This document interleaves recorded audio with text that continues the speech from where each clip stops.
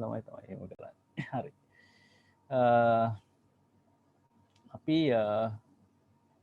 බලමු 11 වසර ගැන කතා කරනකොට මම අද පොඩි ඉන්ට්‍රොඩක්ෂන් එකක් එක්ක වගේ යන්නේ. සමහර විට මගේ ඔය ලෙසන්ස් බැලුවා නම් අපිට උගන්වන්න තියෙන එකම දේවල් ටිකනේ. ඒක මේවා රිපීට් වගේ වෙන්නත් පුළුවන්.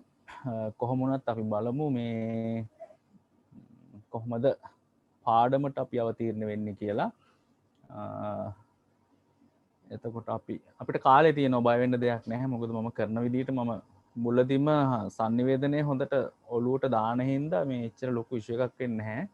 තියරිටිකල් ටික දැනගන්න විතරයි ඊට පස්සේ තියෙන්නේ ඔයගලන්ට. sannivedanaya කියන එක හොඳට තේරුම් ගන්න ඕනේ, මාධ්‍ය කියන එක හොඳට තේරුම් ගන්න ඕනේ. ඒතර ওই දෙක ඇතුලේ තමයි සම්පූර්ණ සිලබස් එකම තියෙන්නේ. හරි. ඒතර අපි මේ විදිහට ටික ටික ඉගෙන ගමු. දැන් ඕලෙවල් වලට සාමාන්‍ය පෙළට sannivedanaya හා මාධ්‍ය අධ්‍යයනය කියලා කිව්වහම දැන් ওই වචනයෙන් අපිට තේරෙනවා මේකේ කොටස් දෙකක් තියෙනවා කියලා නේද? ඉංග්‍රීසි සහ ගෘහ විද්‍යාව වගේ ඔයගලන්ගේ උගන්වන්න හොඳ නෑ නේද? ඈත අරුෂි ඉංග්‍රීසි සහ ගෘහ විද්‍යාව ඒ වගේ ඒවා උගන්වනවද? විද්‍යාව හා මොනවද ඉවුම් පිහුම් ඒ වගේ උගන්වන්නේ නෑ නේද? එතකොට දැන් එතකොට දැන් මෙතන සබ්ජෙක්ට් දෙකක් තියෙනවා. හැබැයි විද්‍යාව හා තාක්ෂණ වේදය කියලා හැබැයි උගන්වනවා නේද? මොකද ඒක එකට අමුණන්න පුළුවන් සබ්ජෙක්ට්ස් දෙකක්. ගණිතය හා ඉංග්‍රීසි වගේ එහෙම කරන්න බෑනේ. එතකොට නිකන් අර මේ පිට්සයි පොල් සම්බෝලයි වගේ තියෙන්නේ. හරිද? එතකොට මේ අපි ඉගෙන ගන්නකොට දැන් බලනවා ඉතින් සර් මොකද අද විහිළු කරන්න කියලා. අපිට මේ සමහර දවස් තියෙනවා නෝට්ස් ගොඩක් කරන්න ඕනේ. සමහර දවස්වල තියෙනවා ටෑ වැඩිපුර කතා කරනවා. මේ මීඩියා විෂය හැටි ඉතින්. මේ එතකොට ඒ විදිහට තමයි යන්න වෙන්නේ. හරි. කොහොම හරි sannivedanaya මාධ්‍ය අධ්‍යයනය කියන විෂය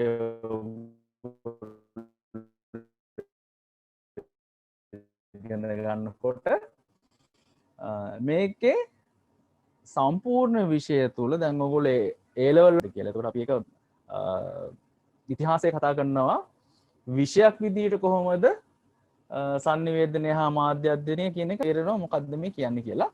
කොහොම වුණත් මම මේක කඩලා පෙන්නන්නේ මේගොල්ලන්ගේ සිලබස් එකට එහෙම ලොකුවට අදාළ නැති වුණාට මේක මෙහෙම කඩාගත්තාම ඔයගලන්ට ඉගෙන ගන්න අපි කියන්නේ විෂයේ අවුට් ෆ්‍රේම් එක කියලා. එහෙම නැත්නම් විෂයේ තියෙන සීමාවන් ටික මොකද්ද කියලා. ඒක මේක හොඳට ඔයගලන්ට තේරුම් ගන්න පුළුවන්.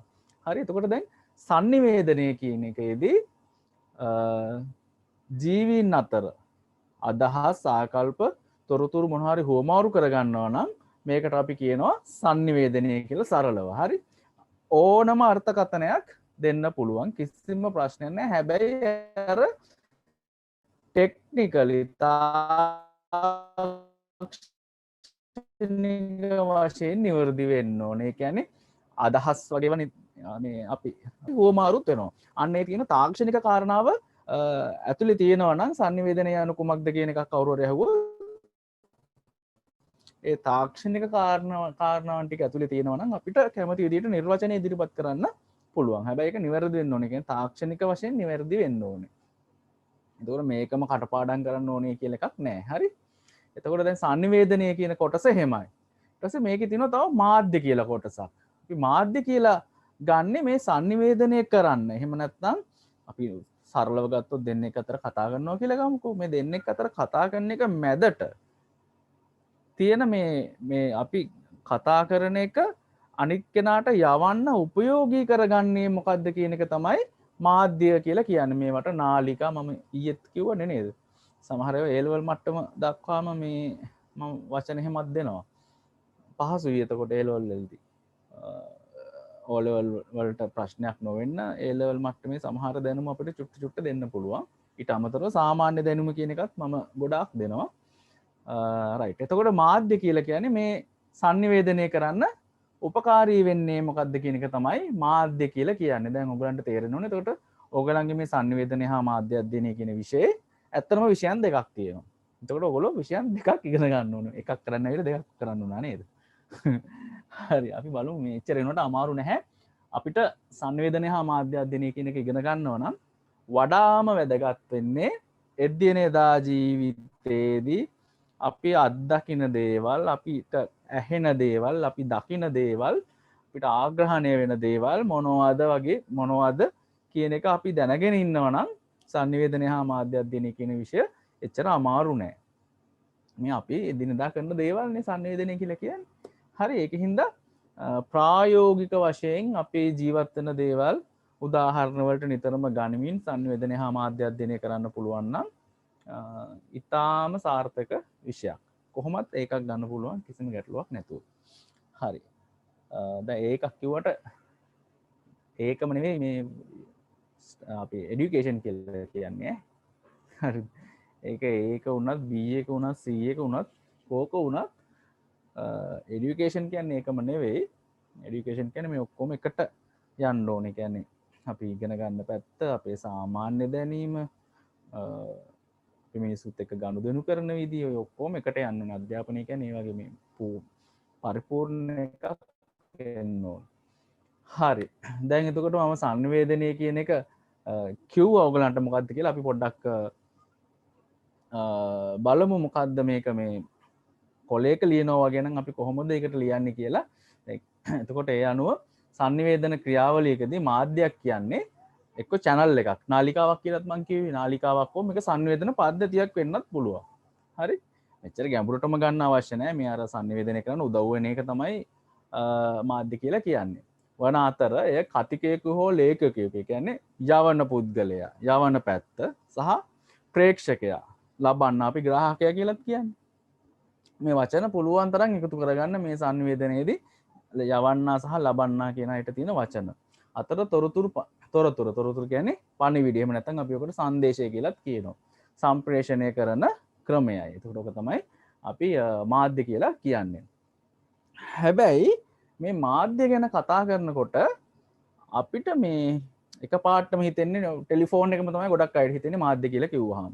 එතකොට මේ මාධ්‍ය කියනකොට මීට වඩා පුළුල් අර්ථ දැක්වීමක් තියෙනවා. දැන් පොඩි උදාහරණයක් ගත්තොත් අපේ ඇඳුමක් වෙලාවකට සංනිවේදනය කරන මාධ්‍යයක් වෙන්න පුළුවන්. හරි. එහෙම නැත්නම් අපේ ශරීර භාෂාවක්. ශරීර භාෂාව කියන්නේ අංග චලන වලින් අපි පෙන්වන්නේ එක ඒවා. හෝ කියලා කියන්නේ සමහර වෙලාවට. මත යන්න කියලා කියන්නේ කට හොල්ලන්නේ නේද? අපි මෙහෙම කරන්නේ. එතකොට ඒ වගේ අංග චලනයක් වෙන්න පුළුවන් මේ සංනිවේදනයේදී. ඊට පස්සේ කටහඬ, ලියන දෙයක්, මේ ඕනම එකක් වෙන්න පුළුවන්. අන්තර්ජාලය, ඔය ඕනම දෙයක් වෙන්න පුළුවන්. අපි මේ ඒ වෙලාවේදී සංනිවේදනය කරන මාධ්‍ය. අපි මේක තව ටිකක් උදාහරණ විදිහට බැලුවොත්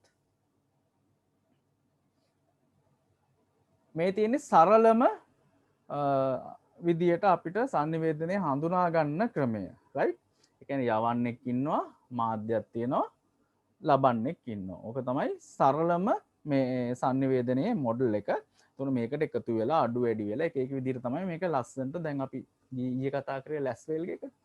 එතකොට ඒ වගේ මේක වෙනස් වෙලා තව මේවට එකතු කරලා තව අලුත් අර්ථකථන දීලා මේක විශාල කරගෙන යන එක තමයි සංනිවේදනය හා මාධ්‍ය අධ්‍යයනයේ විෂයේදී අපි ඉගෙන ගන්නෙ. රයිට්? මේක තමයි සරලම මොඩල් එක. යවන්නෙක් ඉන්නවා, ලබන්නෙක් ඉන්නවා, මැද මාධ්‍යයක් තියෙනවා. පැහැදිලි නේද දෙන්නටම?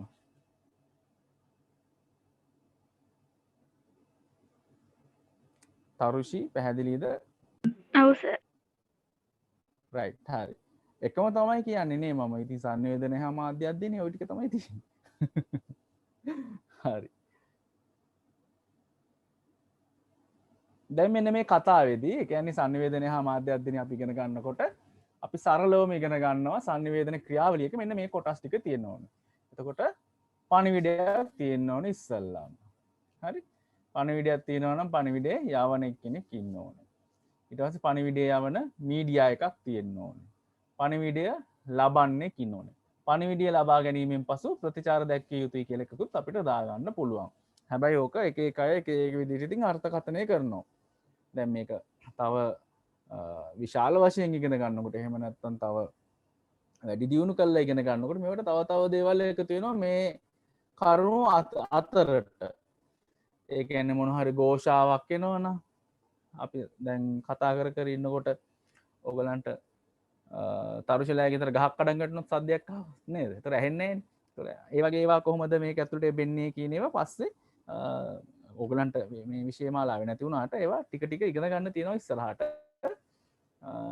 ඒ ලෙවල් මට්ටමට වගේ එනකොට. මේක තමයි සරලවම ගත්තොත් මෙන්න මේ කරුණු කාරණා ටික තියෙන්න ඕනේ sannivedana ක්‍රියාවලියක් සිද්ධ වෙනකොට. මෙන්න මේක sannivedana ක්‍රියාවලියක් කියන්නේ නේද? අර ගෑනු කෙන කතා කරනවා ගෙම්බා උත්තර දෙනවා. රයිට්? ඒක තමයි සරලව sannivedana ක්‍රියාවලියක සිද්ධ වෙන්නේ. හරි. අපි මං ඊයේත් මේක දුන්නා. අපි නිතරම මතක තියාගන්න ඕන එකක් තමයි ඕනෑම පණිවිඩයක් ප්‍රථමයෙන් වෙන්න ඕනේ. මේක ප්‍රථමයෙන්ම හටගන්නේ තමන්ගේ හිතේ. එහෙම නැත්නම් පණිවිඩය යවන්නාගේ, එහෙම නැත්නම් සංදේශකයාගේ, එහෙම නැත්නම් මේ sannivedakayaගේ හිතේ තමයි ඉස්සලම පණිවිඩය එහෙම නැත්නම් සංදේශය මොකක්ද කියන්න ඕන කියන එක පහළ වෙන්නේ ඉස්සලම හිතේ. ඒතොර ඒක නිතරම මතක තියාගන්න ඕන දෙයක් අපි ස්ටඩීස් කරනකොට. හරි. දැන් එතකොට අපි බලමු දැන් ඔයගොල්ලෝ ඉන්නේ 11 වසර. එතකොට බොහෝ විට මේ අවුරුද්දේ හෝ ලබන අවුරුද්දේ මුල වෙයි ඔයගලන්ට O levels exam වලට එනකොට අපි බලමු එතකොට 10 වසරට ඔයගලන්ට පාඩම් කීයක් තියෙනවද කියලා දන්නවද 10ට? තරුෂි දන්නවද? 6යි නේද සර්? මම දන්නෙත් නෑ දාලම තමයි බලන්න ඕනේ. මට අනිත් එක්කෙනාගේ නම මතක නෑනේ. මොකද්ද දුව නම? සදින්සා. සදින්සා නේද? රයිට් හරි. අන්න මෙයා බලාගෙන ඉන්නවා මොනවද තියෙන පාඩම් ටික කියලා. කට අරගෙන අපි බලමු. හරි. මුලින්ම තියෙනවා sannivedanaye හැඳින්වීම කියලා එකක්. එතකොට sannivedanaye ස්වරූප කියලා එකක් තියෙනවා. කාර්යබද්ධ මාධ්‍ය තාක්ෂණික නිපුණතා කියලා එකක් තියෙනවා. මේවා මේ ප්‍රායෝගික දේවල්. අර තාක්ෂණික ටික හරියට ඉගෙන ගත්තාන් පස්සේ මේවා ප්‍රායෝගික දේවල්. ඊට පස්සේ ජනමාධ්‍ය ආයතනික අධ්‍යයනය කියලා එකක් තියෙනවා. නියෝජන අධ්‍යයනය කියලා එකක් තියෙනවා ජනමාධ්‍ය. ඊට පස්සේ නිශ්චල ඡායාරූප ශිල්පයේ නිපුණතා කියලා එකක් තියෙනවා. රයිට්. ඒකට ඕක තමයි ඔයගොල්ලන්ගේ 10 වසරට තියෙන පාඩම් ටික. දැන් ඔයගොල්ලෝ මම හිතන්නේ 10ටත් සම්බන්ධ වෙන හින්දා ඒක එච්චර ප්‍රශ්නයක් වෙන එකක් නැහැ. ඒ නැතත් මගේ වීඩියෝස් එහෙම තියෙනවා. ඒවත් බලන්න ඕන වෙලාවක මගෙන් අහන්නත් පුළුවන්. හරි. අපි කොහොමත් මේකෙත් පොඩි අපි කියන පොඩි බ්‍රෂ් අප් එකක් කරගෙන යන් ගැලපෙන විදියට. රයිට්. 11 වසර ගත්තොත් මොනවද තියෙන්නේ? තොරතුරු වාර්තාකරණය කියලා එකක් තියෙනවා. හරි. ඒ කියන්නේ ජර්නලිසම් පැත්තට වැටෙන ඒවා. මොකද අපි ඊට කලින් ජනමාධ්‍ය කියන එක ඉගෙන ගන්නවානේ 10 වසරදී. ඒක මේක කනෙක්ට් වෙනවා තොරතුරු වාර්තාකරණය ගැන කතා කරනකොට. ඊට පස්සේ මුද්‍රිත මාධ්‍ය, ගුවන් විදුලි මාධ්‍ය, රූපවාහිනී මාධ්‍ය, නිර්මාණාත්මක සංවේදනය, ආචාර ධර්ම හා නීතිය. එතකොට මේ නිර්මාණාත්මක සංවේදනය කියන එකට එච්චර කියන්නේ ප්‍රායෝගිකව අපි කරන දේවල් ආචාර ධර්ම නීති තමයි පොඩ්ඩක් ඉගෙන ගන්න තියෙන්නේ. ඊට පස්සේ විචාරශීලී ග්‍රාහකත්වය කියලා පාඩමක් තියෙනවා. එතකොට මේ ටික තමයි ඔයගොල්ලන්ගේ 11 වසරට අදාළ වෙන්නේ. එතකොට සේරම පාඩම් 12ක් තියෙනවා ඔයගලන්ට කවර් කරගන්න. එතකොට මේ ටික ඔක්කොම හරියටම කරගත්තයින් පස්සේ ගැටලුවක් වෙන්නේ නැහැ. ඔයගලන්ගේ සම්පූර්ණ විෂයම කවර් කරගන්න පුළුවන් අපිට. අපි යන විදියට බලමු කොහොමද ඔයගලන්ගේ කොහොමද අපි වැඩේ කරන්නේ කියලා. රයිට්. දැන් සාමාන්‍ය පෙළ ගැන කතා කරනවා නම් අනිවාර්යයෙන්ම මතක තියාගන්න 10 වසරට අදාළ න්‍යායාත්මක දැනුමක් තියෙනවා. හරි. ඒක නිතරම ආවර්ජනය කරන්න අපි දැනගන්න ඕනේ, භාවිතා කරන්න ඕනේ. ඊට පස්සේ මේ 11 වසර දැනුමත් එක්ක සංසන්දනය කරන්න. එතකොට කිසිම ප්‍රශ්නයක් නැහැ. හොඳටම තේරෙනවා මාධ්‍ය හා සංවේදනය හා මාධ්‍ය අධ්‍යයනය කියන්නේ මොකක්ද කියලා. මොකද 10 තියරිටිකල් පාර්ට් එකක් තියෙනවා. 11 තියෙනවා. හැබැයි මේ දෙක හරියටම සංසන්දනාත්මකව ඉගෙන ගත්තාම නිතරම 10 ටික අපි බලනවා නම් අපිට 11 ටිකත් එක්ක මේක ගලප ගන්න හරිම ලේසි. එතකොට අපිට මේ සංවේදනය හා මාධ්‍ය අධ්‍යයනය කියන එක හොඳට තේරෙන්න පටන් ගන්නවා. හරි ඒකින්ද අපි නිතරම ඒ විදිහට වැඩේ කරගෙන යන්න ඕනේ. ඊළඟ කාරණය දැන් 11 මම 10 වසර ළමයින්ට දැම්ම මේවා කියන්නේ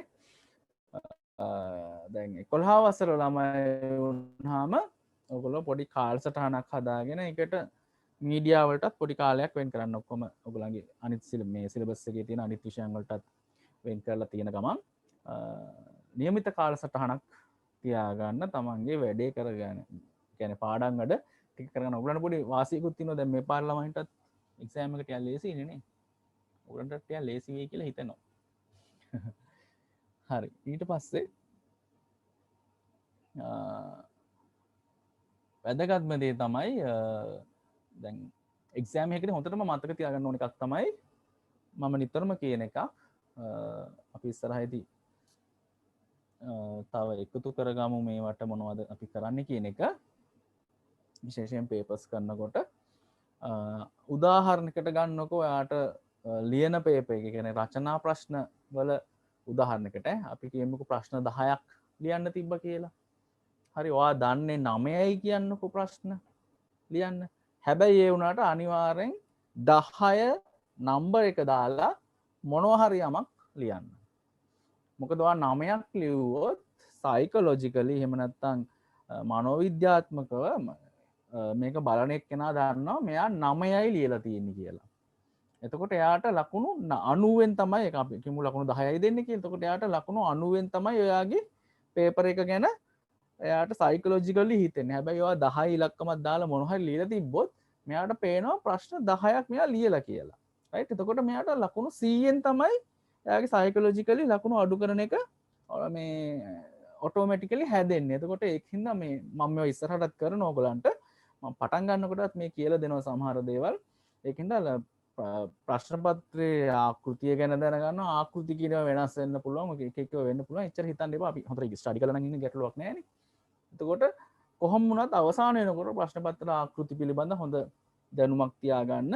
ඊට පස්සේ පහුගිය ප්‍රශ්න පත්‍ර වලටත් පොඩි අවධානයක් යොමු කළා. හැබැයි මතක තියාගන්න පහුගිය ප්‍රශ්න පත්‍ර කරා කියලා ඒ ප්‍රශ්නේ එන්නේ නැහැ. හරිද? ඒවා කටපාඩම් කරගෙන ගියා කියලා ඒ ප්‍රශ්නේ එනවා නම් ඉතින් තේරුමක් නැහැ නේ. ඒවා හොඳයි අපේ රයිටින් ස්කිල් එක වර්ධනය කරගන්න. ඊට පස්සේ අපේ thinking ability එක කියන්නේ අපිට ඉක්මනින් හිතලා ලියන්න පුළුවන් එක හදාගන්න පරණ ප්‍රශ්න පත්‍ර හොඳයි. ආයෙත් එහෙම ප්‍රශ්නයක් එන්නේ නැහැ. තේරුමක් නැහැ නේ. හරි. එතකොට මේ ටික තමයි මට ඉන්ට්‍රොඩක්ෂන් එකක් විදිහට ඕගලන්ට කියන්න තියෙන්නේ සංනිවේදනය හා මාධ්‍ය අධ්‍යයනය අපි ස්ටඩි කරනකොට මං හිතනවා මීඩියා කියන්නේ මොකක්ද කියලා දැන් ඕගලන්ට අදහසක් තියෙනවා. එහෙම නැත්නම් මාධ්‍ය කියන්නේ ඊට පස්සේ සංනිවේදනය කියන්නේ මොකක්ද කමියුනිකේෂන් කියන්නේ මොකක්ද කියන එක ගැන අදහසක් තියෙයි කියලා මම විශ්වාස කරනවා ඔයගොල්ලෝ ඔක්කොටම. අපි එතකොට පොඩි බ්‍රෂ් අප් එකක් විදිහට පොඩි නෝට් එකකුත් අද අපි ලියාගමු. අපි 10 වසර මුලින්ම කරන එකක් තියෙනවා වැඩේ. එතකොට අපිට මේ ටික මුලින්ම අර බ්‍රෂ් අප් එකක් දාගත්තාම ලේසි. මුලින්ම කරන එකක් තියෙනවා මේ sannivedanaya කොහොමද ඓතිහාසිකව විකාශනය වෙලා ආවේ කියන එක අපි කතා කරනවා. එතකොට ඒකේ මෙන්න මේ වගේ සැකෙවින් එහෙම නැත්නම් පොයින්ට් ෆෝම් එකෙන් හොඳට ඉගෙනගෙන තියාගන්න. එතකොට හරිම ලේසි මේ ටිකම කියන්නේ මේ වෙච්ච කතාවම තමයි ඔයගොල්ලන්ගේ තියරිටිකල් පාර්ට් එකේදී වෙන විදිහකට පේන්නේ අපිට රයිට්. එතකොට මේක හරිම පහසුයි ඔයගොල්ලන්ට මේවා හොඳට ඉගෙන ගත්තාම.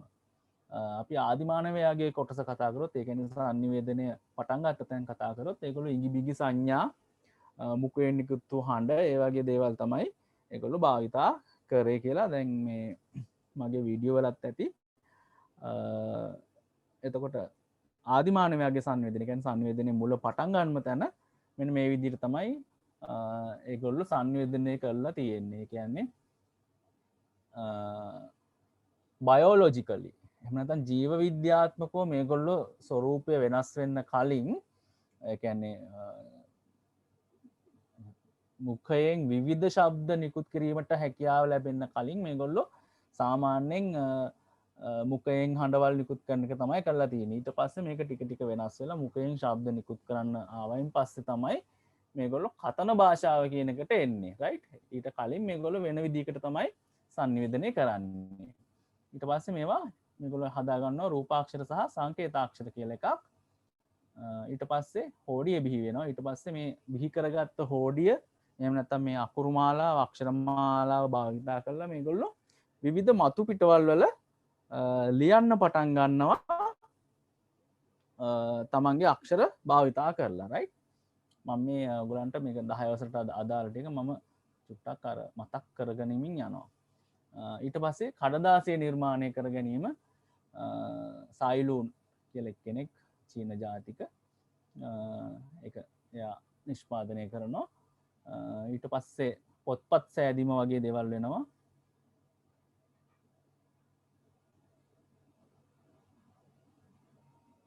අතින් පිටපත් කරන ලද පොත් නිර්මාණය කර ගැනීම දක්වා ඒගොල්ලෝ වර්ධනය වෙනවා. ඊට පස්සේ සරල මුද්‍රණ යන්ත්‍ර මැටි ලියච්චු වගේ දේවල් යොදාගෙන සරලව මුද්‍රණ යන්ත්‍ර භාවිතා කරන්න පටන් ගන්නවා. එතකොට මේ අතරතුර පණිවිඩ යැවීම සඳහා මිනිසුන් සතුන් වගේ දේවල් භාවිතා කරලා පණිවිඩ යැවීම මේගොල්ලෝ කරගෙන යනවා. ඊට පස්සේ වැදගත්ම දෙයක් විදිහට වෙන්නේ මුද්‍රණ යන්ත්‍රය නිර්මාණය කර ගැනීම හා පුවත්පත් බිහිවීම අපිට ගන්න පුළුවන්. ඊට පස්සේ විදුලි හා විද්‍යුත් සංඥා සංකේත බිහිවීම කියන එක යටතේ අපිට ගන්න පුළුවන් අර මෝස් කෝඩ් එක මෝස් කියන්නේ යන්ත්‍රය ඊට පස්සේ දුරකථනය ඊට පස්සේ ගුවන් විදුලිය වගේ දේවල් ගන්න පුළුවන්. ඊට අමතරව ඒක රේඩියෝ එකත් එන්න ඕනේ. ඊට පස්සේ සිනමාව බිහිවීම ටෙලිවිෂනය ඊට පස්සේ අද දක්වා ආපු චන්ද්‍රිකා තාක්ෂණය දක්වා අද වෙනකන් ආපු කතාව තමයි සංනිවේදනයේ ඓතිහාසික විකාශය කියලා අපිට අර සැකෙවින් ගන්නකොට අපිට ගන්න පුළුවන් වෙන්නේ. ඊට පස්සේ මේ මානව පරිණාමයත් එක්ක සංනිවේදනය කියන එකත් පරිණාමය වෙලා අද දක්වා ඇවිල්ලා තියෙනවා. එතකොට ඒක හොඳින් මතක තියාගන්න. අපි එතකොට මේ පොඩි නෝට් එකක් අද ලියාගමු. ඊළ ඉවර වෙලා බලමු අපි ඉස්සරහට කොහොමද කරන්න කියලා 11 වසර පාඩමුත් මේවට මික්ස් කරගනිමින් අපි යන්නේ කොහොමද කියලා බලමු. අපි පොඩි නෝට් එකක් එහෙනම් අද දවසේ ලියාගමු. මූලික හැඳින්වීමක් එක්ක.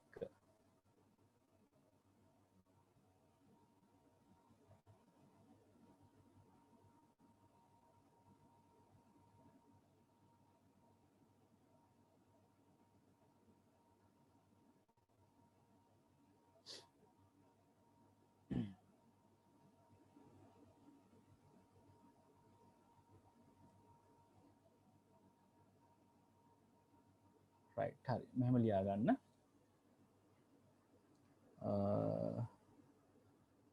අපි ඉස්සෙල්ලම සංනිවේදනය යනු කුමක්ද වගේවත් පොඩ්ඩක් ලියාගෙන ඉමු.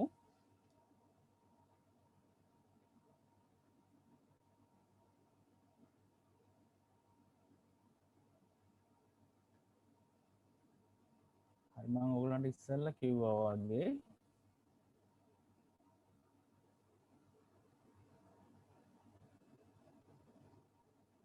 සංනිවේදනය යනු කියලා ලියලා මෙන්න මේ යට තියෙන එක ලියා ගන්න. ජීවීන් අතර මේකට එකතු කරගන්න පුළුවන් හැඟීම් කියන එකත්. ජීවීන් අතර හැඟීම් අදහස් ආකල්ප කියන ඒවා අපි කොහොම කරත් මේ තාක්ෂණික කාරණා ටික ඇතුලේ තියෙන්න ඕනේ. ඒ කියන්නේ ඒකයි වැදගත් වෙන්නේ. මේක හැඟීම් ආවේ නැහැ කියලා වැරද්දක් නැහැ.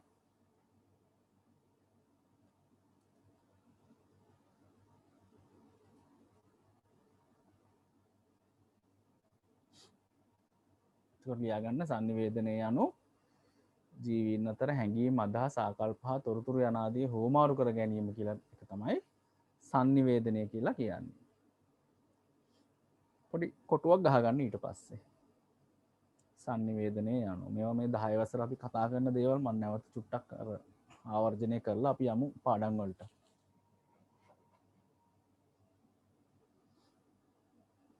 සංනිවේදනය යනු ජීවීන් අතර හැඟීම් අදහස් ආකල්ප හා තොරතුරු යන ආදිය හුවමාරු කර ගැනීමයි.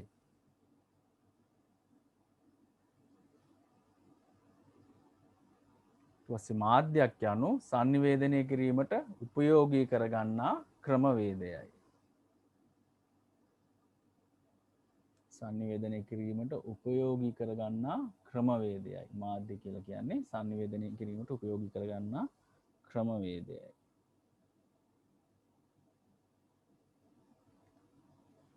හරි තරුෂි මට කියන්න බලන්න අපි කොහොමද ඇඳුමකින් sannivedanaya කරන්න කියලා මට චුට්ටක් පැහැදිලි කරන්න. මම කියන්නේ ඇඳුමත් එක් වෙලාවක මේ මාධ්‍යයක් කියලා sannivedanaya කරනකොට කොහොමද අපි ඇඳුමකින් sannivedanaya කරන්නේ?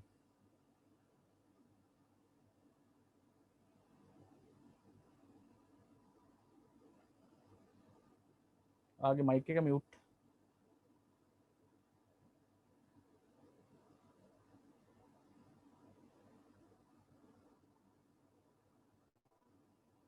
සදිස්නට පුළුවන්ද උත්තරයක් දෙන්න? දෙන්නකින් කවුරු හරි කමන්නේ. අපි කොහොමද දැන් මං කිව්වා sannivedanaya මම කිව්වා මොකද්ද කියලා මාධ්‍ය කියන්නේ මොකද්ද කියලා කිව්වා. එතකොට පස්සේ මං කිව්වා මාධ්‍ය කියනකොට ඒක පොත් පුවත්පතක් වෙන්න පුළුවන්, අන්තර්ජාලය වෙන්න පුළුවන්, රූපවාහිනිය වෙන්න පුළුවන්, ඉගිබිගි වගේව වෙන්න පුළුවන්, ශරීර චලනයක් වෙන්න පුළුවන්, ඊට අමතරව ඇඳුමක් වගේ එකක් වෙන්නත් පුළුවන් කියලා. උදාහරණයක් දෙන්න පුළුවන්ද මට? තරුෂි පුළුවන්ද කොහොමද මේ සදිස්නා?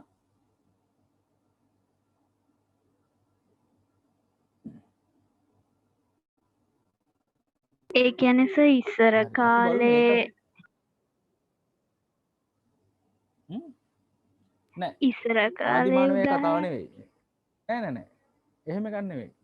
මට අද කාලේ ඉස්සර කාලේ කියලා ප්‍රශ්නයක් නෑ. අපේ ශරීරයේ අපි අඳින ඇඳුමක් එක්තරා අවස්ථාවක sannivedanaya කරනකොට මාධ්‍යයක් වෙන්න පුළුවන්. එහෙම වෙන්න පුළුවන්ද? උත්සව අවස්ථාවලදී වගේ හරි.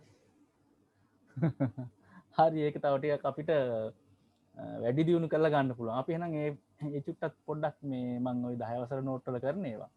අපි ඒක පිළිබඳව චුට්ටක් එහෙනම් බලලා ඉමු කොහොමද ඒක වෙන්නේ කියලා. මට විනාඩියක් දෙන්න මම ඒකේ ලෙසන් එක දාන්නකම්. right.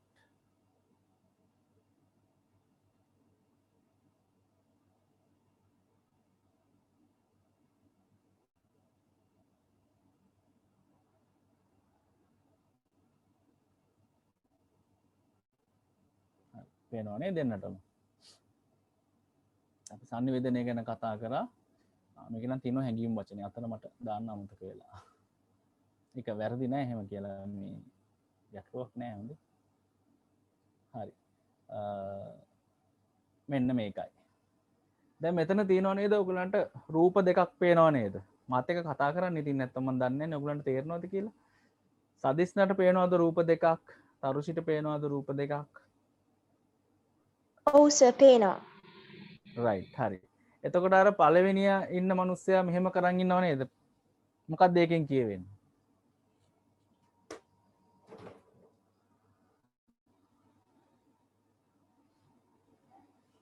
තරුෂි දන්න විදිහට මොකද්ද මෙහෙම කරන් ඉන්න එකෙන් කියවෙන්නේ?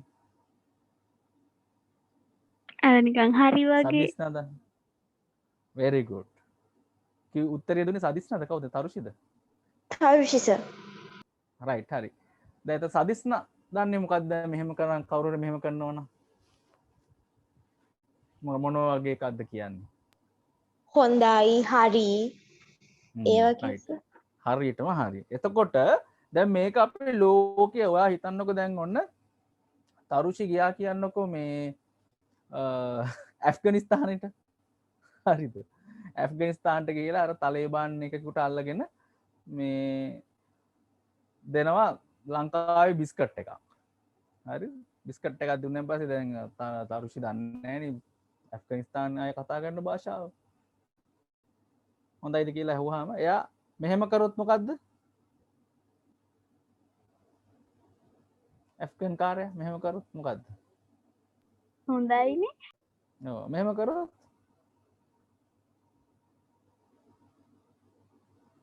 මෙහෙම කරොත් මොකද්ද? හොඳ නෑ වගේ. හොඳ නෑ වගේ. හරි. එතකොට ඔයගොල්ලෝ වචනයක් කතා කරවද ඕක ඇතුලේ? නෑනේ නේද? නෑ එතකොට සංනිවේදනය කියන එකේදී මේ අපේ අංග චලන වලින් ශරීර භාෂාවෙනුත් අපිට සංනිවේදනය කරන්න පුළුවන්. දැන් මේ මෙතන ඉන්න අර තට්ටි තියෙන මිනිස්සයාගේ මෝනවත් පේනවද? දට්ටි විතරනේ යන්තම් පේන්නේ නේද? ඒකත් බොඳ වෙලානේ. නේද? ඉන්නේ කවුද කියලා පේන්නේ නැහැ අපිට. හැබැයි එයාගේ සංඥාව අපිට තේරෙනවා. හොඳයි. ඔය තියෙන්නේ ඔයගොල්ලෝ කියන්නේ ෆිට් තමයි. එල කිරි ඔය එක එක ඒවා කියනව නේද ඔයගොල්ලෝ නේද?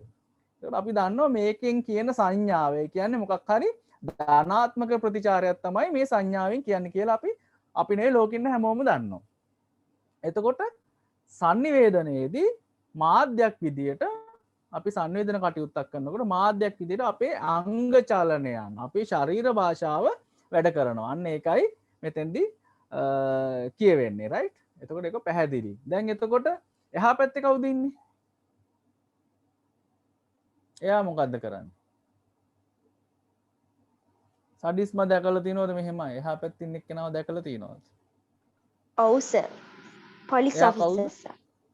Police officer. ඔයා කොහොමද පොලිස් ඔෆිසර් කියලා කියන්නේ යාට? එයා පිටේ ගහන් ඉන්නවද මම පොලිස් කාර්යයකින් නැත්නම් මම පොලිස් ඔෆිසර් කෙනෙක් කියලා? ඔය හරි ගහන් ඉන්නවද? නෑ සර්. ඒ නිලැඳුමෙනුයි වැඩ කරන විදියනුයි. very good.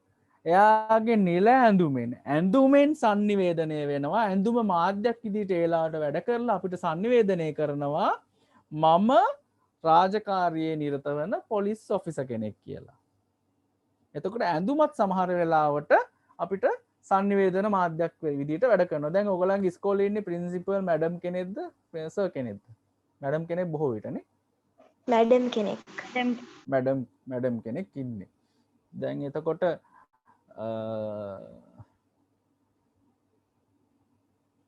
දැන් හිතන්නකෝ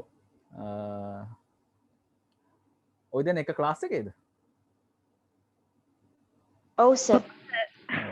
දැන් ඔන්න මේ අපේ තරුෂි කියන්නකෝ යනවා හොරෙන් කන්න යනවා කැන්ටිමට.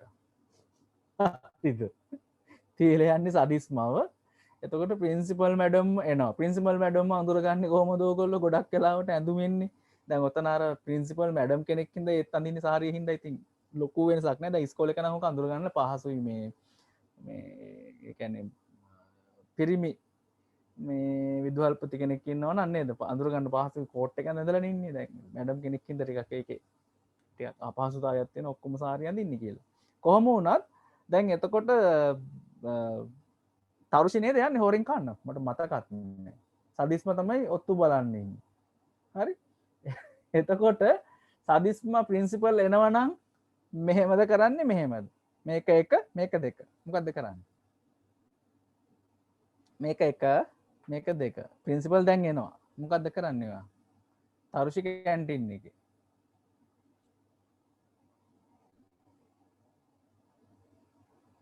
දෙක.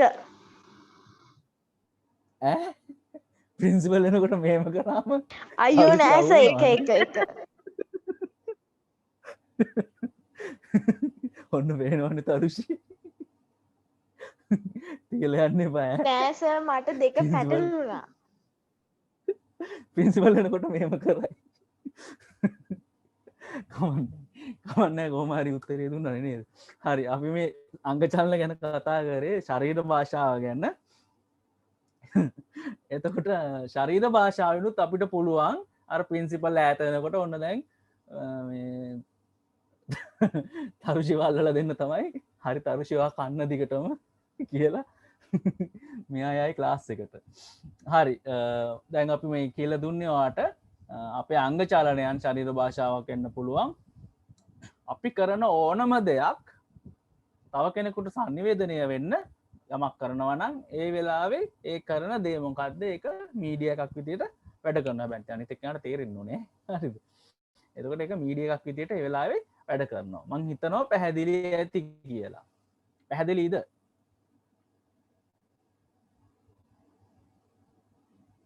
ළමයි දෙන්න පැහැදිලිද?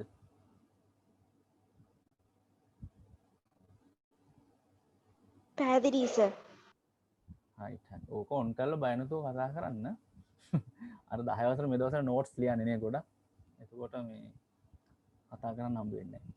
හරි. අපි ඉතින් පොඩි නෝට් එකක් ලියා ගමු. මං කිව්වා වගේ sannivedanaya කියන එක ලියන්න මාධ්‍ය කියන එක ලියන්න අපි ඊට පස්සේ චූටියට හැම එකෙම පොඩි බ්‍රෂ් අප් එකක් ඉස්සෙල්ලා කරගෙන ඉවර වෙලා අපි යමු 11 වසර පාඩම් වලට. මේවා කොහොම සංසන්දනාත්මකව තමයි යන්න වෙන්නේ. ඒක තමයි හොඳට අපිට තේරෙන්නේ. අපි පොඩි නෝට් එකක් ලියා ගමු. මානව sannivedanයේ ඓතිහාසික විකාශය කියලා. ලොකු නෝට් එකක් ඕනේ නැහැ. රයිට්? මානව sannivedanයේ ඓතිහාසික විකාශය.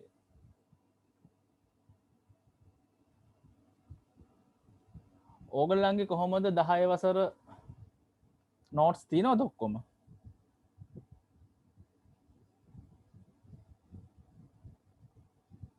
ඈදුව 10 වසර නෝට්ස් තියෙනවද ඔක්කොම? ඒ කියන්නේ සර් ඉස්කෝලේද? ඔව් ඉස්කෝලේ හරි කොහෙන් හරි ගත්ත නෝට්ස් තියෙනවද? ඔක්කොම තියෙනවද 10 වසර ඒවා මං අහන්නේ. නෑ සර්. ඔක්කොම නෑනේ. හරි. කොහොමත් ඔයගොල්ලෝ 10 ක්ලාස් එකටත් එන්න මොන හරි ගැටලු තියෙනවා අපි පුරෝගෙන යමු. කොහොම සම්පූර්ණයෙන් බය වෙන්න එපා. 11 වසර අවශ්‍ය කරන ටික මම ඔක්කොම කරනවා ගැලපෙන විදිහට බලලා. රයිට්? හරි. නෝට් එකක් ඉදිරිය ලියා ගන්න. sannivedanaya කවදා කෙසේ ආරම්භ වී දැයි sannivedanaya කවදා කෙසේ ආරම්භ වී දැයි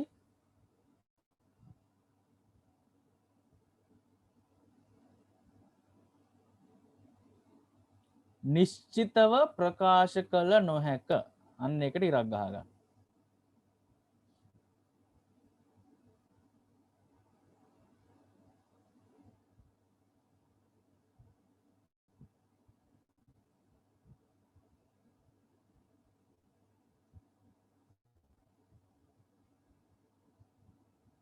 මොකද්ද මේ මේකෙන් කියන්නේ sannivedanaya කවදා කෙසේ ආරම්භ වී දැයි නිශ්චිතව ප්‍රකාශ කළ නොහැක කියන එකෙන් මොකද්ද කියවෙන්නේ?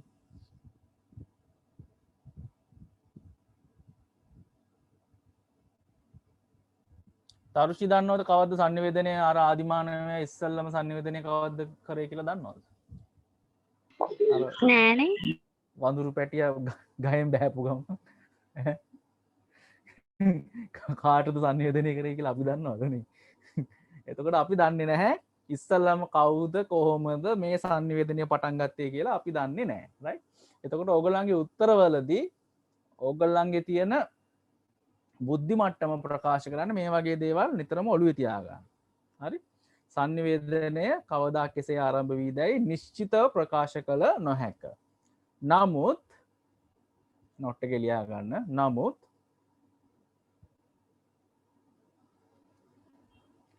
sannivedanaya ආරම්භයේදී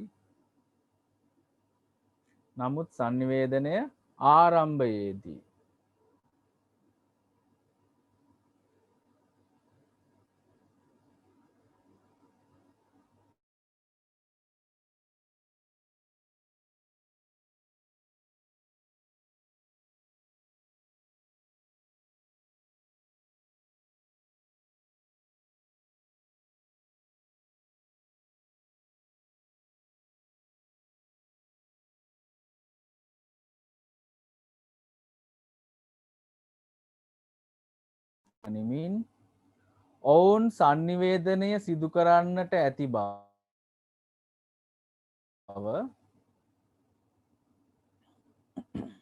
සර් පොඩ්ඩක් මුලින් ඉඳන් කියන්නකෝ. ඔන්න මුලින්දලම මම කියනවා sannivedanaya කවදා කෙසේ ආරම්භ වී දැයි නිශ්චිතව ප්‍රකාශ කළ නොහැක. sannivedanaya කවදා කෙසේ ආරම්භ වී දැයි නිශ්චිතව ප්‍රකාශ කළ නොහැක.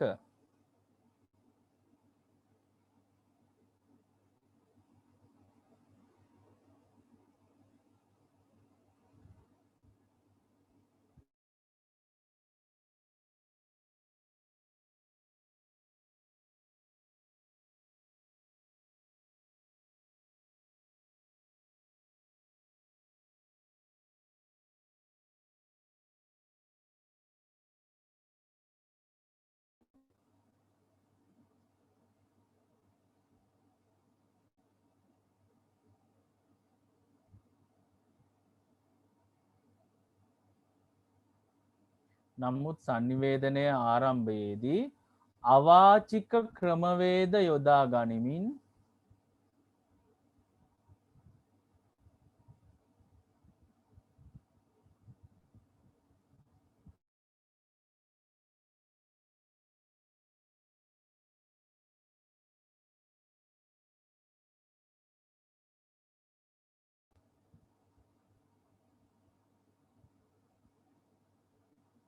අවාචික ක්‍රමවේද යොදා ගනිමින් ඔවුන් sannivedanaya සිදු කරන්නට ඇති බව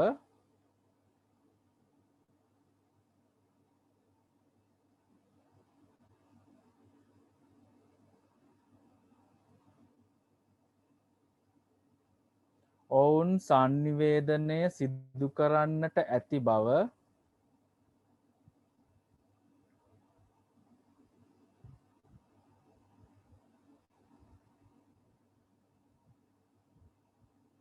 පොදුවේ පිළිගනී.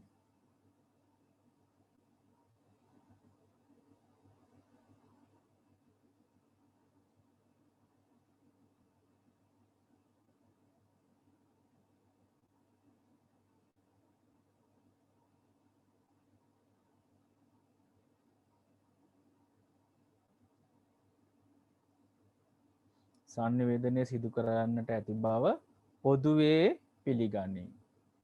හරි.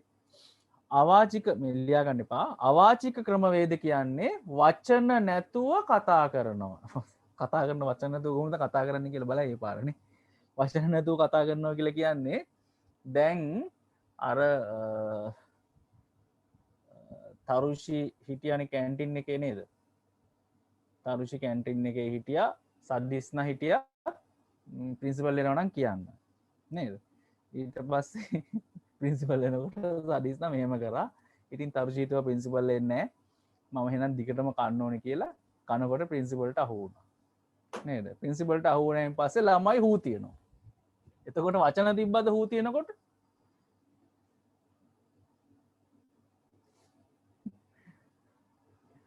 ඈත අරුෂි කවුරු හරි හූ තිබ්බොත් එතන වචන තියනවද?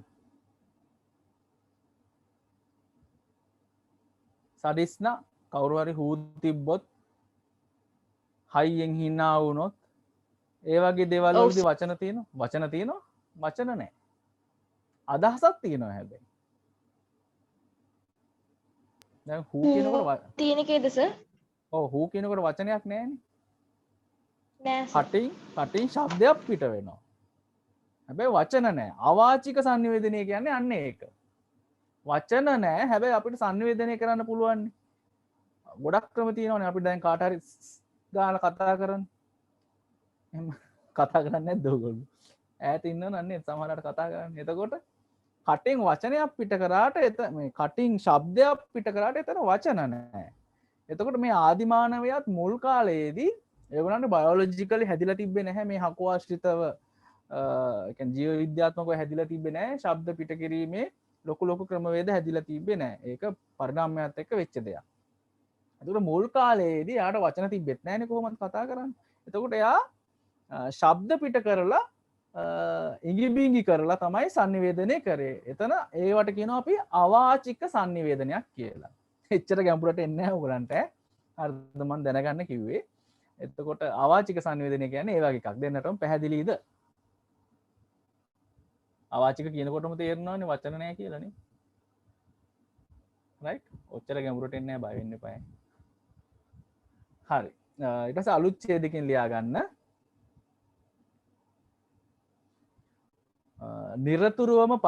නිරතුරුවම පරිසරය සමග ගැටෙමින් ජීවත් වූ නිරතුරුවම පරිසරය සමග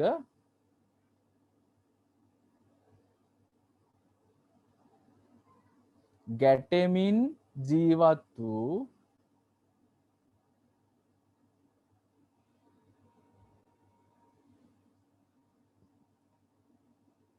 නිරතුරුවම පරිසරය සමග ගැටෙමින් ජීවත් වූ මානවයා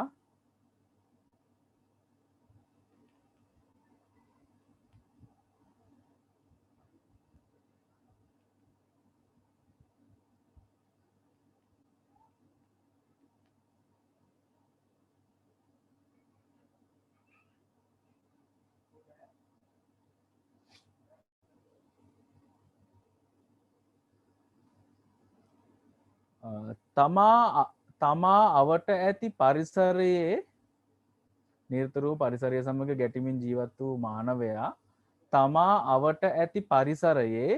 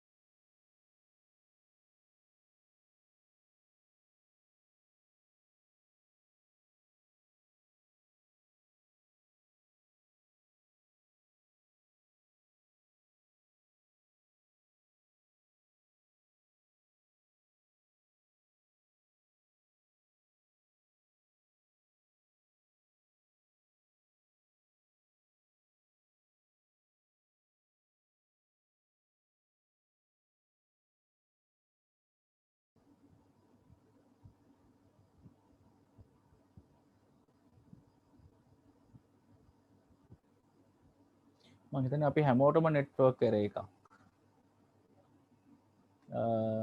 තරුචිත් එනකන් චුට්ටක් ඉමු අපි. හරි සර්.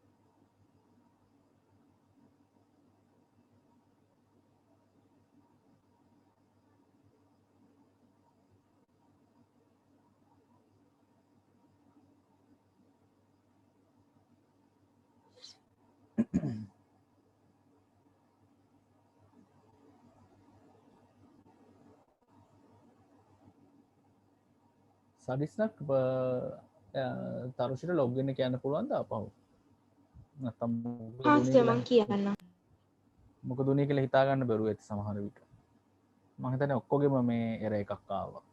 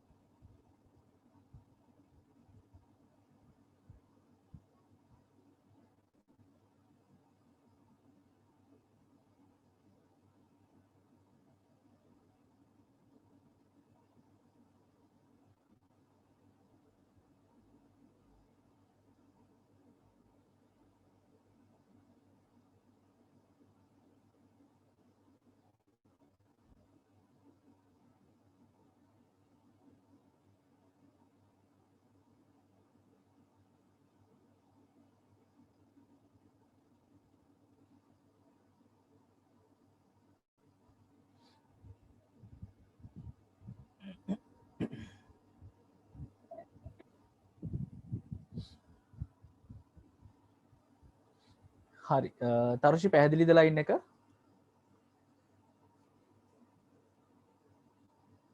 හරි සර් ඉස්සෙල්ලා මේ කනෙක්ෂන් නැති වුණා. ඔක්කොටම නැති වුණා. සදිස්නා කිව්වා මේ ප්‍රින්සිපල්ට අල්ලලා දුන්න කතාව මතක් කරේ ඇයිස මේ බලන්න තරහ වෙලා කියලා මාත් එක්ක.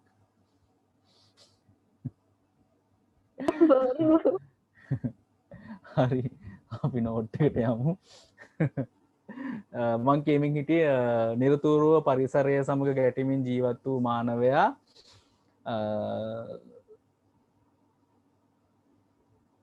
මං පොඩ්ඩක් හිතල වෙනස් කර ඇතෙන්දි පරිසරය ඇතැම් සිදුවීම එහෙම නැත්තං තමන්ට දක්නට ලැබුණු සිදුවීම් තේරුම් ගැනීමට නොහැකි වූ කාරණා තේරුම් ගැනීමට නොහැකි වූ කාරණා තේරුම් ගැනීමට නොහැකි වූ කාරණා යනාදිය පිළිබඳ තේරුම් ගැනීමට නොහැකි වූ කාරණා යනාදිය පිළිබඳ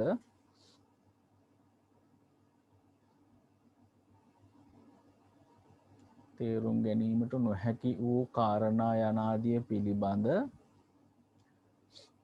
තම වර්ගයාට දැනුම් දීමට ගත් උත්සාහයේ තම වර්ගයාට දැනුම් දීමට ගත් උත්සාහයේ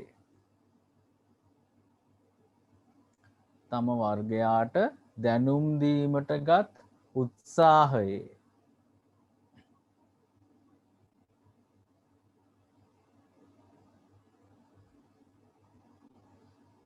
ප්‍රතිඵලයක්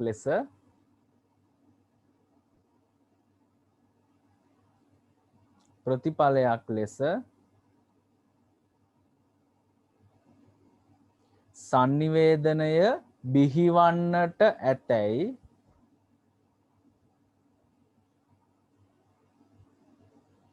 sannivedanaya බිහිවන්නට ඇතැයි විශ්වාස කරයි. sannivedanaya බිහිවන්නට ඇතැයි විශ්වාස කරයි.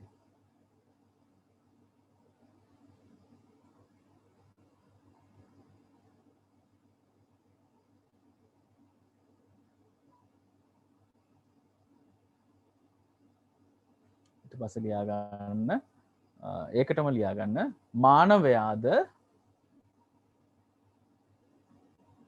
මානවයාද පොදුවේ සත්ව සාමාජිකයෙකු වේ.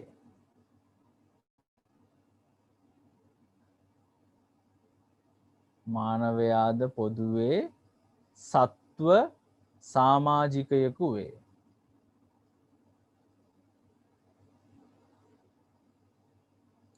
මානවයාද පොදුවේ සත්ව සාමාජිකයෙකු වේ.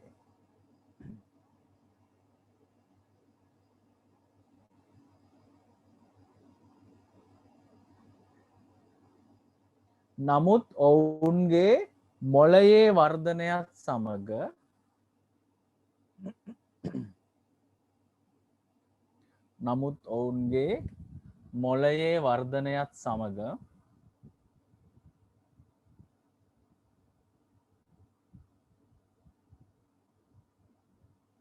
සිදු වූ බුද්ධි වර්ධනය නිසා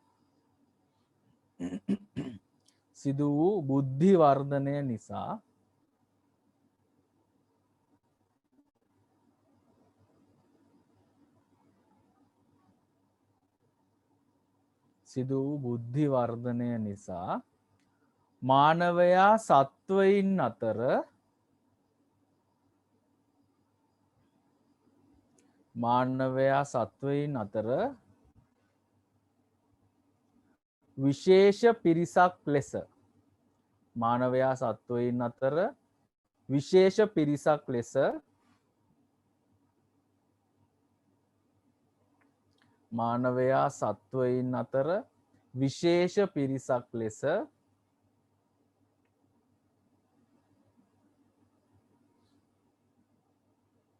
ඉදිරියට පැමිණියේය. මානවයා සත්වයින් අතර විශේෂ පිරිසක් ලෙස ඉදිරියට පැමිණියේය.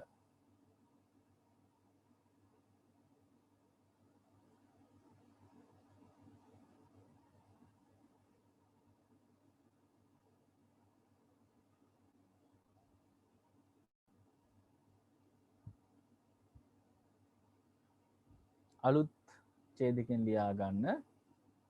මානවයා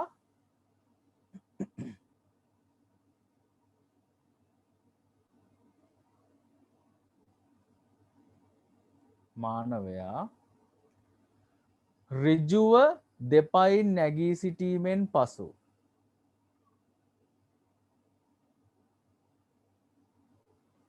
මානවයා ඍජුව දෙපයින් නැගී සිටීමෙන් පසු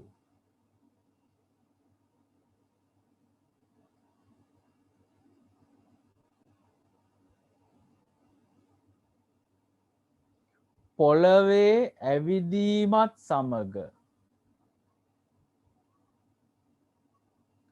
පොළවේ ඇවිදීමත් සමග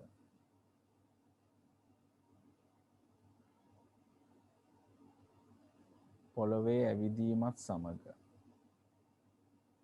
ශරීරයේ මාංශ පේශිවල සිදු වූ වර්ධනයට ශරීරයේ මාංශ පේශිවල සිදු වූ ශරීරයේ මාංශ පේශිවල සිදු වූ ශරීරයේ මාංශ පේශිවල සිදු වූ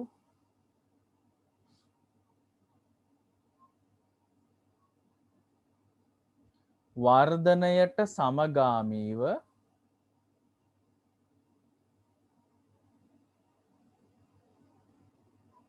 මාංශ පේශිවල සිදු වූ වර්ධනයට සමගාමීව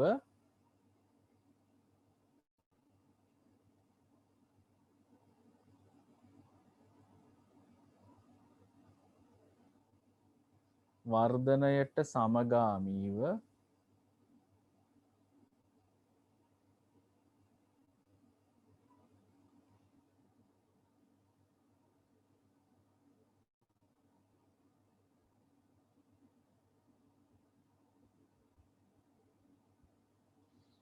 වර්ධනයට සමගාමීව මුඛ ආශ්‍රිතවද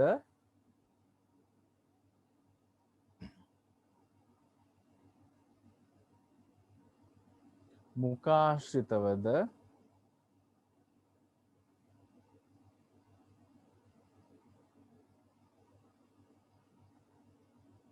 මාංශ පේශි වර්ධනය විය.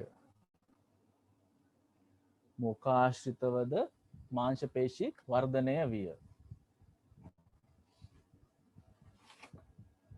මුඛාශ්‍රිතවද මාංශ පේශි වර්ධනය විය.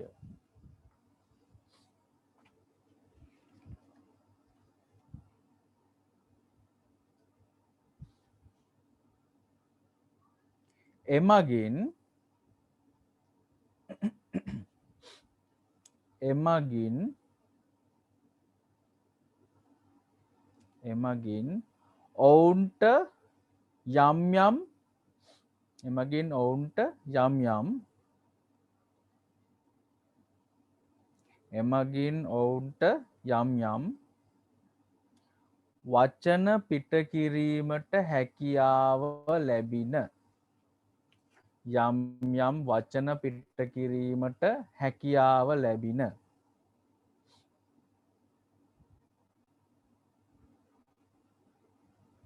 යම් යම් වචන පිට කිරීමට හැකියාව ලැබින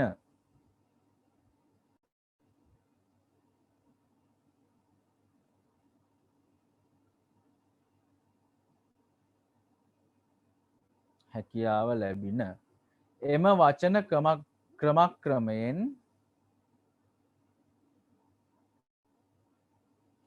එම වචන ක්‍රමක්‍රමයෙන්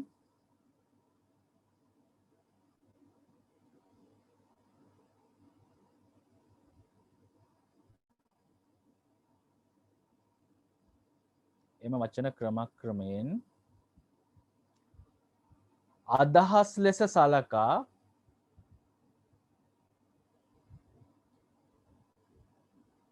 එම වචන ක්‍රමක්‍රමයෙන් අදහස් ලෙස සලකා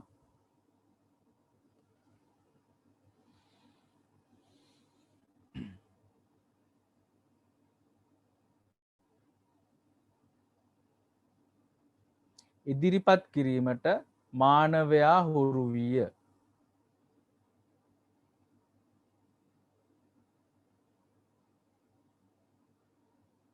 ඉදිරිපත් කිරීමට මානවයා හුරු විය.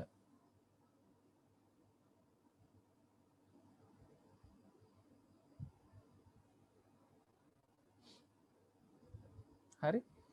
ඊට පස්සේ පොඩි අනුමාත්‍රකාවක් විදිහට ලියා ගන්න.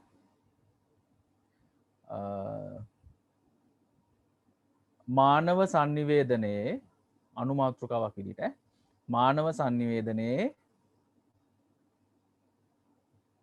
මානව sannivedanaye ඓතිහාසික වර්ධනය තුල සිදු මානව sannivedanaye ඓතිහාසික වර්ධනය තුල සිදු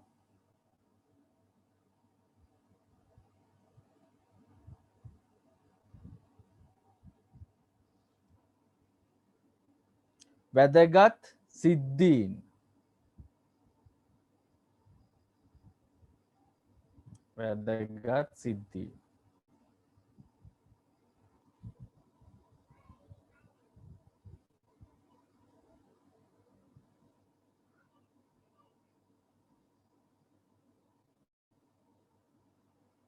වැදගත් සිද්ධීන් right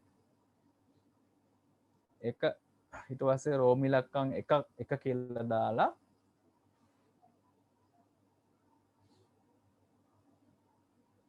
ආදිමානවයාගේ sannivedana ක්‍රම එහෙම නැත්නම් ආදිමානවයාගේ sannivedanaya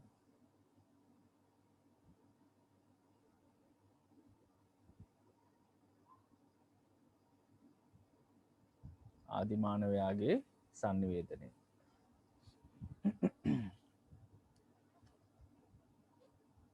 ආදිමානවයාගේ sannivedanaya රෝම ඉලක්කම් එක දාගත්තා නම් හරි ඒකේ යටතේ ලියා ගන්න ආදිතම මානවයා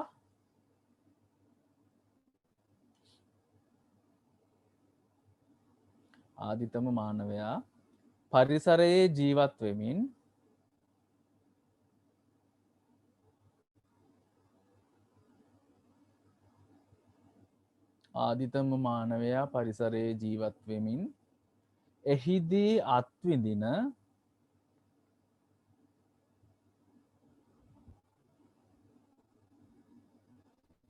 එහිදී අත්විඳින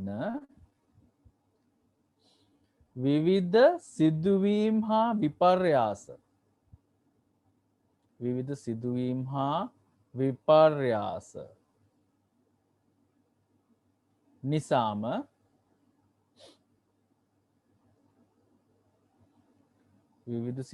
විපර්යාස නිසාම සතුට දුක බය ආදී හැඟීම් පහළ විය.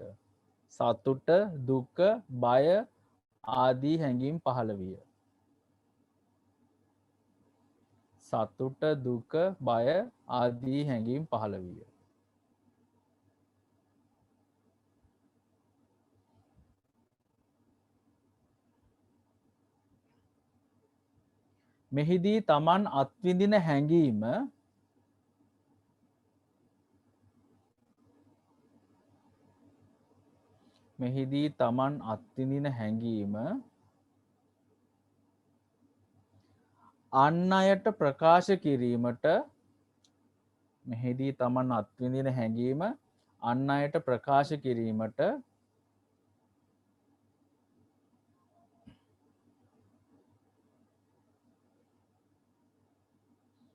මෙහිදී තමන් අත්විඳින හැඟීම අන් අයට ප්‍රකාශ කිරීමට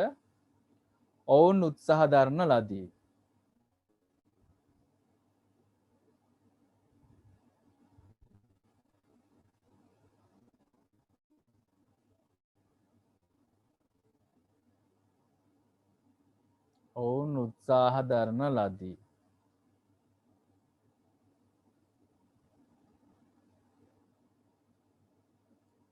මෙම උත්සාහයන් කටහඬ මගින්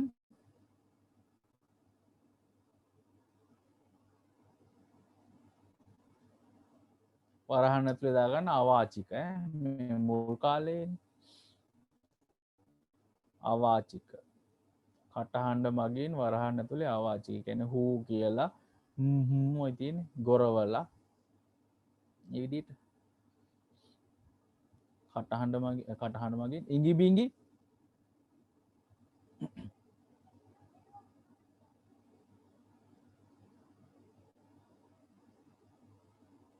සලකුණු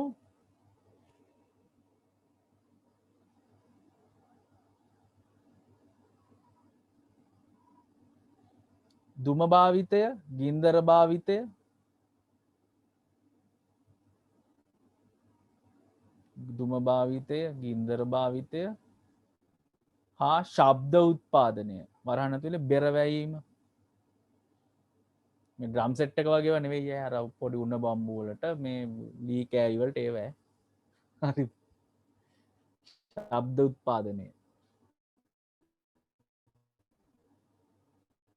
බෙර වැයීම වැනි ක්‍රමවේද මගින් වැනි ප්‍රාථමික ක්‍රමවේද මගින් වැනි ප්‍රාථමික ක්‍රමවේද මගින්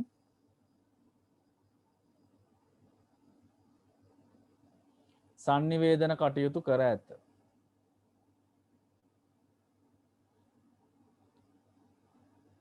සංනිවේදන කටයුතු කර ඇත.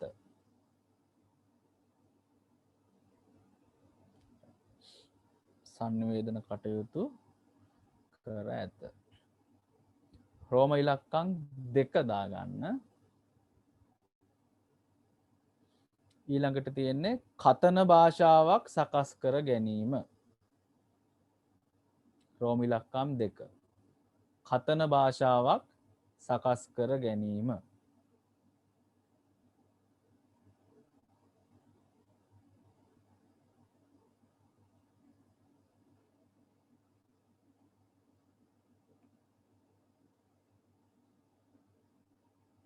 කතන භාෂාවක් සකස් කර ගැනීම. ඒක යටතේ ලියන්න.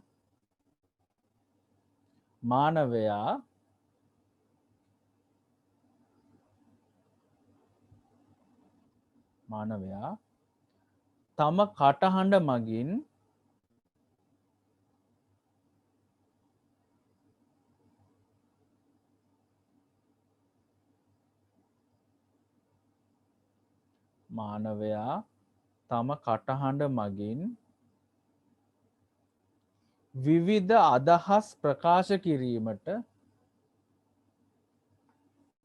විවිධ අදහස් ප්‍රකාශ කිරීමට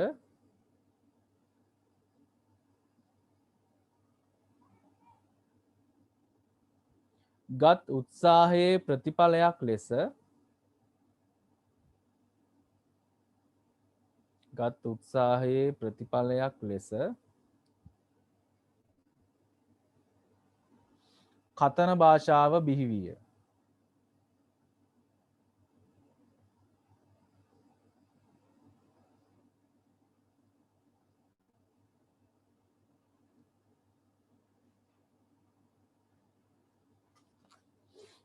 කතන භාෂාව බිහි වුණේ අන්න ඒ විදිහට. ඒ කියන්නේ අර මුලින්ම ශබ්ද එක ශබ්ද නිකුත් කර හිටපු එකන ඒක උත්සාහ කරා එයා වචන විදියට හදාගෙන කතා කරන්න ටික. එතකොට ඒකෙන් තමයි කතන භාෂාව මුලින්ම මේ නිර්මාණය වුණේ. මං ඉතා කෙටියෙන් අර අපි මේ 10 වසර සිලබස් එකේ අවශ්‍යම දේවල් ටික ඔයගලන්ට මේ ඉස්සෙල්ලා කරගෙන යන්නේ. මේවා වීඩියෝත් ඇති 10 වසර මේකේ ඒවත් බලන්න. කියන්නේ දීර්ඝව විස්තර කරපුවා ඇති. ඒවත් බලන්න. මම චුට්ටක් කියනවාට මේ නෝට් එකක් විදිහට චුට්ටක් කරගෙන යනවා ඔයගලන්ට අවශ්‍ය වෙන හින්දා. ඊළඟ රෝම ඉලක්කම 3 නේද? රූප ආශ්‍රයෙන් අක්ෂර නිර්මාණය කර ගැනීම. රූප ආශ්‍රයෙන් අක්ෂර නිර්මාණය කර ගැනීම.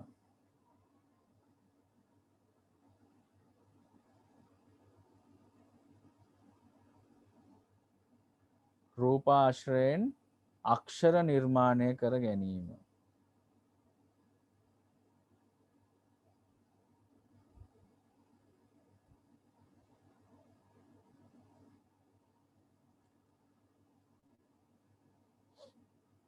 තමා ජීවත් වූ ගුහා මතු පිට. තමා ජීවත් වූ ගුහා මතු පිට. තමා ජීවත් වූ ගුහා මතු පිට විවිධ චිත්‍ර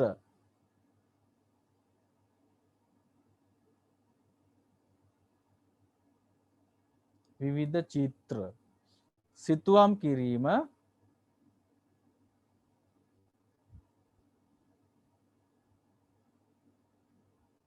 මානවයා පෙර සිටම කර ඇත. මානවයා පෙර සිටම කර ඇත.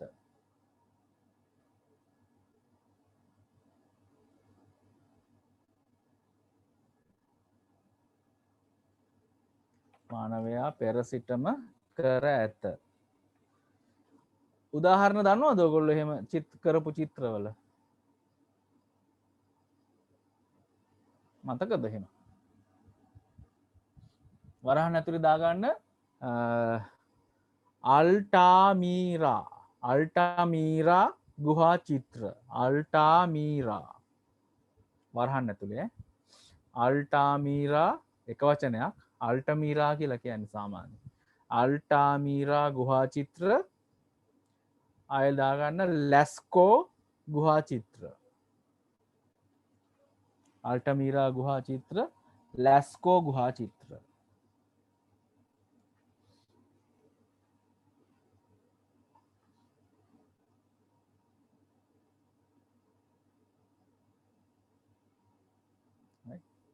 මෙසේ අඳින ලද විවිධ චිත්‍ර හා රූප මෙසේ අඳින ලද විවිධ චිත්‍ර හා රූප මෙසේ අඳින ලද විවිධ චිත්‍ර හා රූප නිර්මාණාත්මක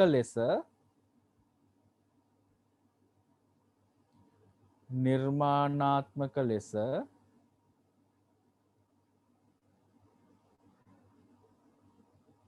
අක්ෂර බවට නිර්මාණාත්මක ලෙස අක්ෂර බවට නිර්මාණය කර ගැනීමට අක්ෂර බවට නිර්මාණය කර ගැනීමට ලෝකයේ විවිධ ජනයා සමත් විය. ලෝකයේ විවිධ ජනයා සමත් විය. ලෝකයේ විවිධ ජනයා සමත් විය. මේවා රූපාක්ෂර හා චිත්‍රාක්ෂර ලෙසද හැඳින්වේ. මේවා රූපාක්ෂර හා චිත්‍රාක්ෂර ලෙසද හැඳින්වේ. මේවා රූපාක්ෂර හා චිත්‍රාක්ෂර ලෙසද හැඳින්වේ.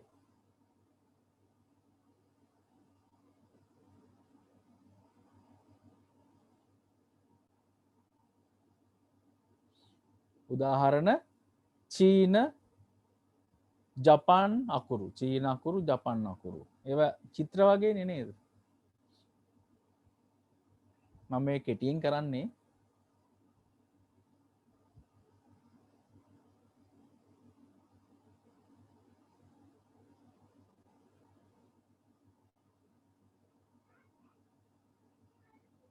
හරි. ඊළඟ එක හතරවෙනි එක නේද? සංකේතාත්මකව අක්ෂර නිර්මාණය කර ගැනීම. සංකේතාත්මකව අක්ෂර නිර්මාණය කර ගැනීම. ඉස්සල කරේ රූපාශ්‍රයෙන් දැන් සංකේතාත්මකව අක්ෂර නිර්මාණය කර ගැනීම.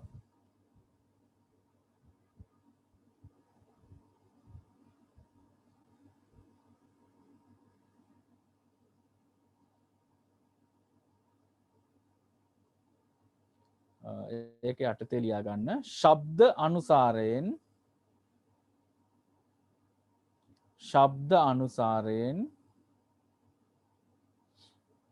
මෙම අක්ෂර නිර්මාණය කරගෙන ඇත.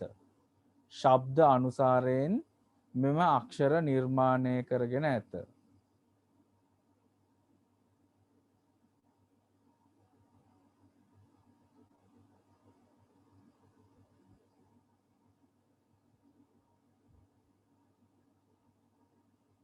ශබ්දානුසාරයෙන් මෙම අක්ෂර නිර්මාණය කරගෙන ඇත. ඒ අනුව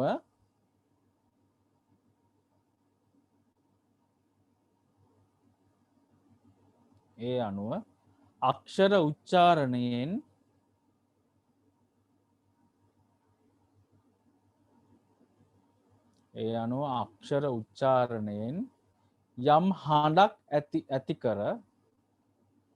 යම් හඬක් ඇති කර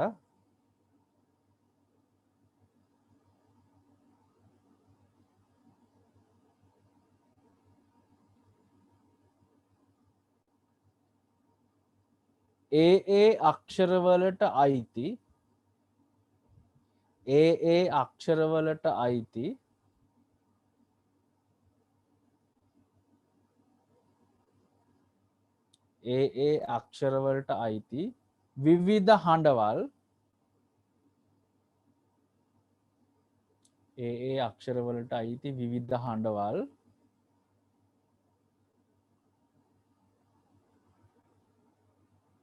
ජන සමූහයා විසින් පිළිගන්නා ලදී.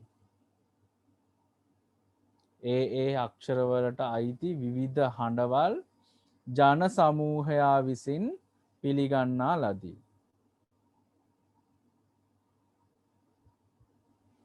ඒ අක්ෂරවලට අයිති විවිධ හඬවල් ජන සමූහයා විසින් පිළිගන්නා ලදී.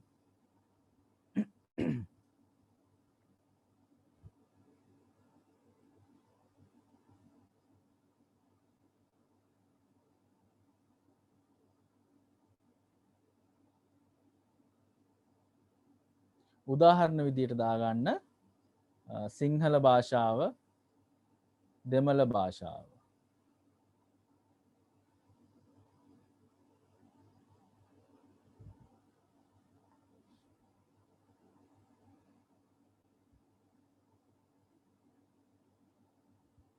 ඊළඟ පස්වෙනි එකද කොහොම හරි දාගන්න හෝඩිය නිර්මාණය කර ගැනීම කියලා.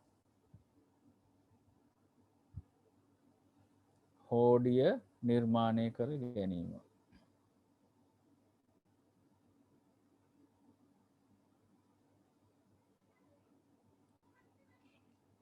හරි හෝඩිය ඉඳලා ඉතුරු ටික අපි ලබන සතියේ කරමු නැත්නම් නෝට් එක දිග වැඩි වෙනවා. හෝඩිය නිර්මාණය කර ගැනීම කියලා ලියා ගන්න නැත්නම් අපිට අමතක වෙනවානේ ලබන සතියේදී. එතකොට අපි මේක කෙටියෙන් කරාම සංවේදනයේ ඓතිහාසික විකාශය පිළිබඳ යම් අදහසක් අපිට ගන්න පුළුවන්. අපි ලබන සතියේ ටික ඉවර කරගමු. ඊට පස්සේ අපි බලමු සංසන්දනාත්මකව 10 වසර සිලබස් එක කොහොමද ඔයගොල්ලෝ 10 වටත් සම්බන්ධ වෙනවා. මගේ වීඩියෝසුත් තියෙනවා. මේවයි සවිස්තරාත්මකවම තියෙනවා. මම දැන් කතා කරපුවයි වීඩියෝස් වල ඒවත් බලන්න පුළුවන්. අපි එතකොට 11 වසර පාඩම් වලට ටික ටික ගිහිල්ලා අපි අවශ්‍ය පරිදි සිලබස් එකට පාඩම් ටික කරමු. බලමු අපි අර මේ මං හදපු වීඩියෝ එකක් ඇති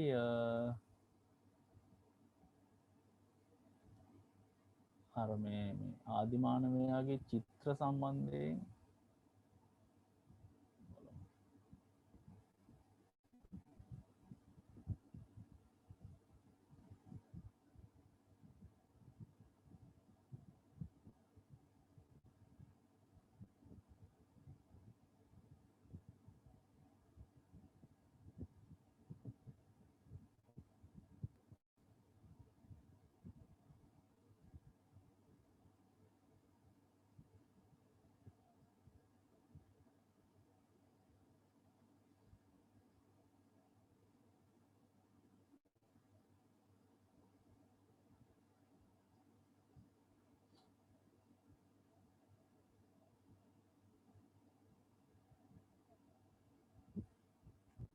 හරි වීඩියෝ එකක් තියෙනවා බලන්න මං සවුන්ඩ්ස් ඕකේ චුට්ටක් ඒකත් බලලා ඉමු මේ ආදිමානවයා අර චිත්‍ර ඇඳ එක සම්බන්ධයෙන් මං හදපු වීඩියෝ එකක් චුට්ටක් ඒකත් බලලා ඉමු. ආදිමානවයා සිය sannivedana සද්ද ඇතිද ළමයි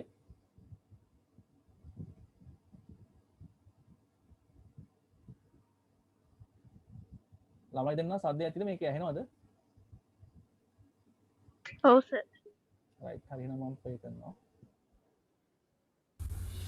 ආදි මානවයා සිය sannivedana කටයුතු කෙසේ සිදු කරන්නට ඇතිද? ආදි මානවයා සිය sannivedana කටයුතු සඳහා කුමන උපක්‍රම භාවිතා කරන්නට ඇතිද? අද අපි ඒ පිළිබඳ විමසා බලමු.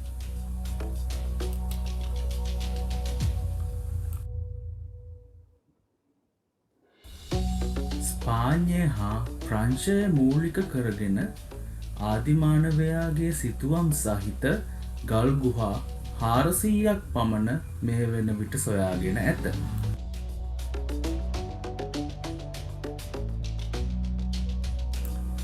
මෙම ගල් ගුහා සිතුවම් වලින් ඇතැම් සිතුවම් වසර 65000කට වඩා පැරණියයි පර්යේෂකයන් පවසයි. එම සිතුවම් නියැන්ඩතාල් මානවයා විසින් අඳින ලදැයි සැලකෙන අතර වසර 40000ක් දක්වා පැරණි චිත්‍ර හෝමෝ සේපියන් මානවයා විසින් අඳින ලදැයි පර්යේෂකයන්ගේ මතය වේ. විවිධ සත්ව රූප හා හැඩතල මෙම චිත්‍ර මගින් නිරූපණය වේ.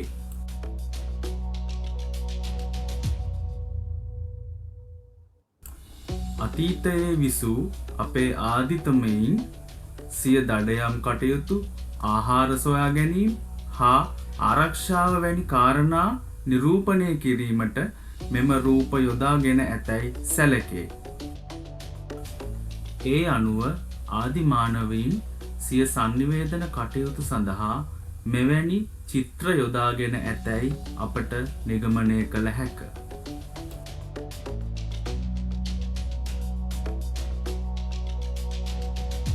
හරි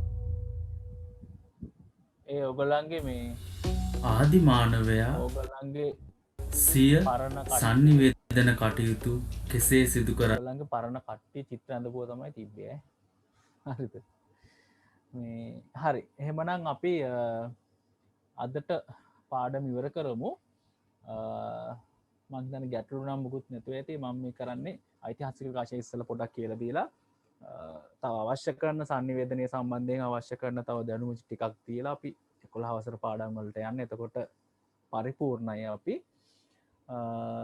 හරි ඊට පස්සේ ඔයගලන්ගේ තව මේ යාළුවෝ ඉන්නවනම් සම්බන්ධ වෙන්න කැමති අය ඉක්මනින්ම සම්බන්ධ වෙන්න කියන්න මොකද තව ක්ලාස් එක ඉස්සරහට ගියොත් එහෙම ඒගොල්ලන්ට අමාරුයිනේ එහෙම යාළුවෝ ඉන්නවා නම් කැමති අය ඉක්මනින්ම මේ සති දෙක තුන වගේ වෙනකොට සම්බන්ධ වෙන්න කියන්නේ එතකොට පහසුයි ඒගොල්ලන්ටත් ලේසි මේ නෝට්ස් එහෙම නැති ළමයි ඇත්තේ එතකොට ඒගොල්ලන්ටත් පහසුයි ඉක්මනින් මේ සම්බන්ධ වෙන්න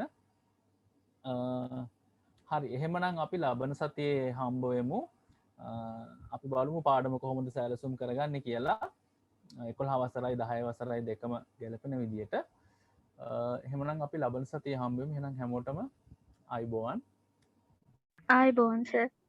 හරි good night